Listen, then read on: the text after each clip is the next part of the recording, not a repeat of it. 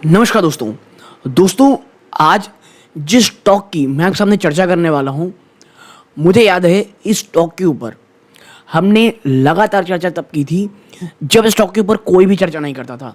7 से लेकर के 7.5 रुपए के आसपास इस स्टॉक में मैंने लगातार चर्चा की। बीच में स्टॉक थोड़ा नीचे भी आया था, इवन 10 रुपीज़ के ऊपर ही जब स्टॉक गया था मैंने कहा था देखिए भाई, ये stock for a long term investment मुझे बहुत बहुत ज़्यादा पसंद है। जिस तरह कंपनी कह सकते हैं फ्यूचर प्लान कर रही थी, जिस तरह कंपनी आप ये कह सकते हैं कि जो एक इथेनॉल को लेकर के इनका जो प्लान था वो अपने आप में फिनोमिनल था दोस्तों, ठीक है। प्लस कुछ अन्य चीज़ें थी जो मैं मिष्ठान फूड की जो एनालिसिस में बहुत बार कर चुका हूँ, उस पर मैंने एक एक करके चर्चा की। यहाँ फिर करूँगा तो बहुत लंबा वीडियो हो जाएगा, ठीक है।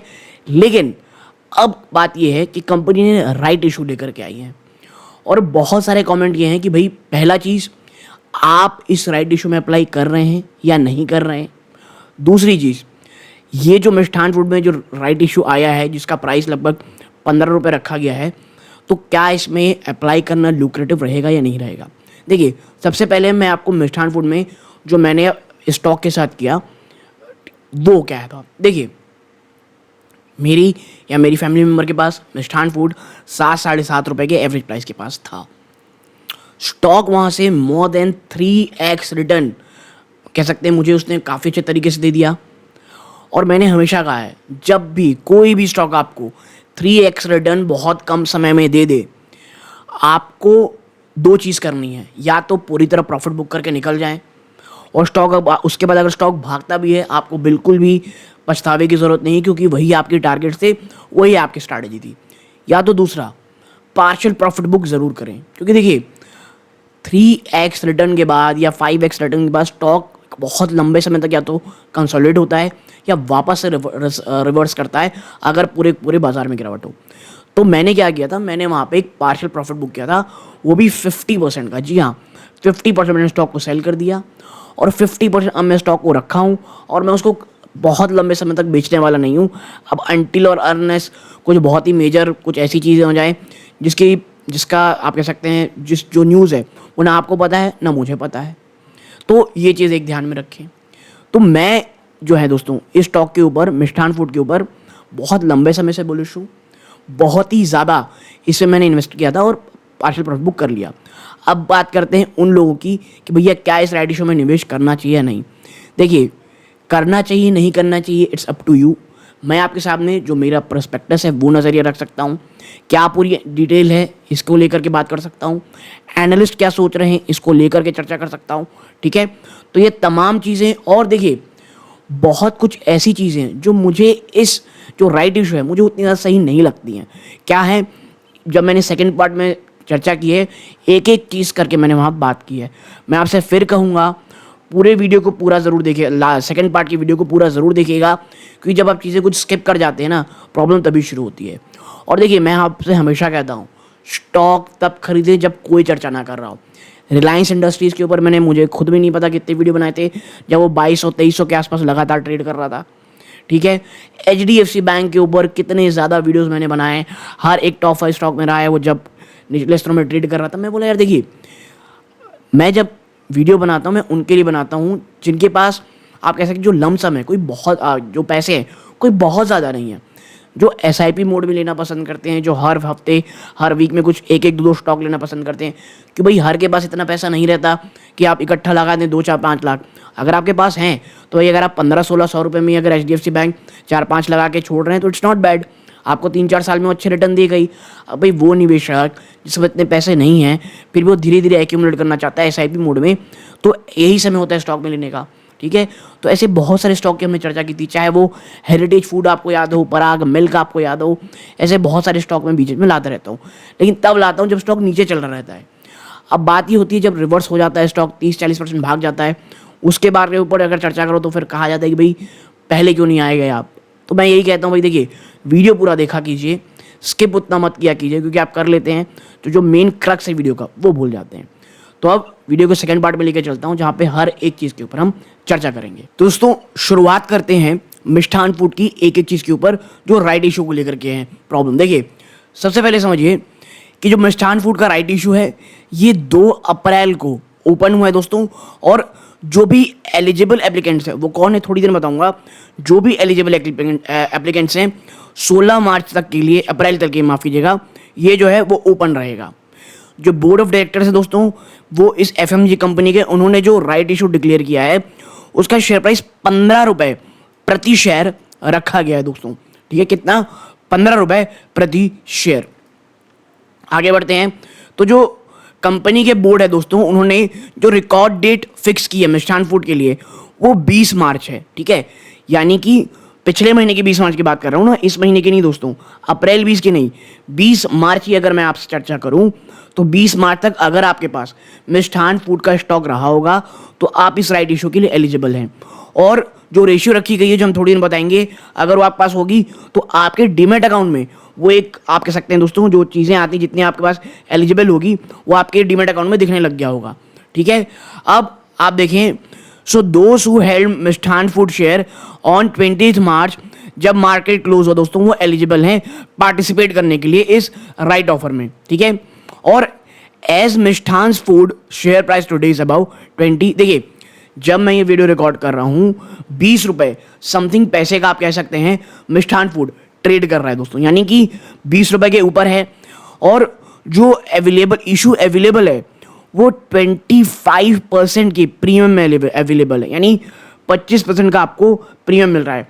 मैंने एक चीज़ आपसे पहले कही थी, मिष्ठान फूड मेरे पास 7 सवा 7 के रुपए के, जी हाँ 7.5 रुपीज़ के बीच में है और काफ़ी बड़ी मात्रा में है दोस्तों। तो मैं इस राइट इशू में आप कह सकते हैं जो अप्लाई है वो नहीं करने वाला हूँ। बट हाँ, अगर आपके पास है 12-13 रुपये में, 11 या 11 रुपये में, या आप कह सकते हैं 18-20 रुपये में, तो मुझे लगता है मिष्ठान फूड में अगर लॉन्ग टर्म का सोच है तो आप इसमें अप्लाई कर सकते हैं। ठीक है, लेकिन मैं जो कह रहा हूं इसे प्योरली आप माने अपने वित्तीय सलाहकार सलाह लिए बिना मत बात करें। हाँ, इस वीडियो के अंत तक आपको जो एनालिस्ट हैं वो क्या प्रेफर करते हैं वो भी आपको मैं बताने वाला हूं। ठीक है, तो भाई जो इन्वेस्टर हैं वो इसके ऊपर अट्रैक्ट हो सकते हैं, यहां पे ये बात कही जा रही है। ठीक है, अब आगे बढ़ते हैं। देखिए, अब जो मिष्ठान फूड का राइट इशू है दोस्तों उसके डिटेल्स पे चर्चा करते हैं एक एक करके। ठीक, तो भाई जो यहाँ पे लिखा है कि जो इशू है वो 2 अप्रैल को ओपन हुआ है, 16 मार्च को बंद होगा। बोर्ड ऑफ डायरेक्टर ने 15 रुपये का इशू प्राइस, आप कह सकते हैं बात कही गई है, इशू 15 रुपये का प्राइस रखा गया है। अप्रॉक्सीमेटली 25% प्रीमियम में आपको ये मिल जाएगा। ठीक है, अब आप देखें, जो as per the detail share by the company with alignment, eligible shareholder will be entitled to get 1 right issue for every 31 Mishthan food.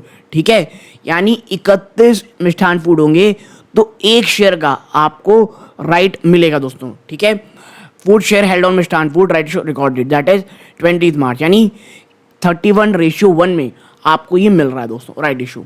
ठीक है, अब कुछ आगे चलते हैं कि भाई साइज क्या है इसका। तो देखिए, the company aims to issue rights not exceeding 49.82 crore, लगभग 50 करोड़ के आसपास का ये ओवरऑल राइट इशू है दोस्तों। ठीक है, अब बात करते हैं कि भाई जो एनालिस्ट हैं या जो आप कह सकते हैं जो बड़े एनालिस्ट होते हैं वो इस राइट इशू को लेकर के क्या कह रहे हैं और क्या वाकई में इस राइट इशू में पैसे लगाने चाहिए। तो देखिए, अप्लाई और नॉट, तो देखिए, advising eligible share holders to apply for the Mishtann food right issue, ये कौन कह रहा है? ये वैभव कौशिक जी कह रहे हैं, जो रिसर्च एनालिस्ट है दोस्तों जीसीएल ब्रोकिंग। उनका मानना है कि भाई देखिए, जो एफएमजी सेक्टर है ये one of the fast going segments में है दोस्तों इन इंडियन स्टॉक मार्केट, और जो कंपनी के फंडामेंटल हैं वो बहुत स्ट्रांग हैं और ये पिछले कुछ समय में इंप्रूव हुए हैं दोस्तों। कैसे? इस जो इनके एसेट हैं और रेवेन्यू कुछ फिस्कल्स में, और इसमें तो कहीं दो राय नहीं है। अगर आप मिष्ठान फूड के पिछले 2 से 3 क्वार्टर के नंबर्स देखेंगे आप हैरान रह जाएंगे जिस प्रकार के मल्टीफोल्ड रिटर्न कंपनी ने दिए हैं इन टर्म्स ऑफ प्रॉफिट्स दोस्तों। ठीक है, और आपको पता ही होगा मिष्ठान फूड जो कई जो शेयर होल्डर हैं उनका जो एक बहुत बड़ा जो आप कह सकते हैं टारगेट कह लीजिए, जो इसके पीछे जो रीज़न है मिष्ठान फूड निवेश करने का, वो ये है जो इस कंपनी का टाई अप हुआ था गुजरात गवर्नमेंट के साथ कि भाई हम जो है वो इथेनॉल बनाएंगे, मेरे ख्याल से मेज़ से शायद बात चल रही है, मेज़ या वीट के जो एक्सट्रैक्ट है उससे बनाएंगे। ठीक है, आगे आप देखें, the company has also manage to win the faith of SPI, ठीक है, foreign portfolio investors and Ace Indian investors. Despite all the strong point, the company has offered right issue at 25% premium. So one can participate in this right issue with ease. देखिए, एक चीज़ तो मैं बता दूं आपको, जिसकी शायद चर्चा बहुत कम लोग कर रहे हैं। जैसे ही राइट इशू ओपन हुआ है ना, मिष्ठान फूड का स्टॉक काफ़ी ऊपर भागा था, ठीक है। उससे पहले जब एक मिड कैप स्मॉल कैप में एक भयंकर गिरावट आई थी, मिष्ठान फूड मेरे ख्याल से 16-17 रुपीज़ के भी आसपास आता हुआ दिखाई दिया था, बट उसके बाद मोर देन 20 रुपीज़ भी स्टॉक भागा है। और मुझे ऐसा लगता है शायद राइट इशू तक आपको ये स्टॉक शायद 20 रुपए के ऊपर ही ट्रेड करता हुआ दिखाई देगा दोस्तों। राइट इशू के बाद शायद थोड़ा कंसोलिडेशन फेज, शायद थोड़ी बहुत गिरावट, और मैं इस बात से बिल्कुल भी सरप्राइज नहीं हूँगा अगर मिष्ठान फूड आपको 15 रुपये में मिल जाए। जी हाँ, ऐसा मुझे लगता है, ठीक है। अनटिल अनलेस Q4 के नंबर्स खराब अगर अच्छे आते हैं, बहुत अच्छे आते हैं, तो शायद आपको और चीज़ देखने को मिलेगी। एक और चीज़, Q4 के नंबर्स आ रहे हैं दोस्तों, इस चीज़ को दिमाग में रखिएगा। अगर आपने राइट इशू में निवेश किया, Q4 के नंबर्स थोड़े खराब आ गए, क्योंकि देखिए पिछले काफ़ी लंबे समय से बहुत अच्छे नंबर्स कंपनी दे रही है। Q4 की एक्सपेक्टेशन जो है, चाहे वो निवेशकों की हो, एनालिस्टों की हो, वो बहुत ज़्यादा है। तो ये चीज़ अपने दिमाग में रखिएगा, अगर नंबर खराब आते हैं तो वापस एक भयंकर गिरावट देखने को मिल सकती है। अब आप देखें, जो एस इन्वेस्टर है Ajay Upadhyay ji, has picked the stake in Mishtann food. उन्होंने मिष्ठान फूड में अपना स्टेक बढ़ाया है। इसके साथ ही साथ मॉर्गन स्टैनली ने भी अपना जो स्टेक इसमें बढ़ाया है वाया ओपन मार्केट परचेज। मुझे याद है जैसे ही आई थी खबर दोस्तों, और आपको पता होगा कि भाई हम लोग जो थे, हम तो इसको 7-7.5 रुपये से लगातार बात ही करते हुए इसको खरीदना है, धीरे धीरे एक्यूमुलेट कर रहे हैं। बीच बीच में स्टॉक गिरावट भी दिखाया, बड़ा कंसोलिडेशन फेज भी आया, but overall stock more than 3x return अपने निवेशकों को दे चुका है दोस्तों, ठीक है।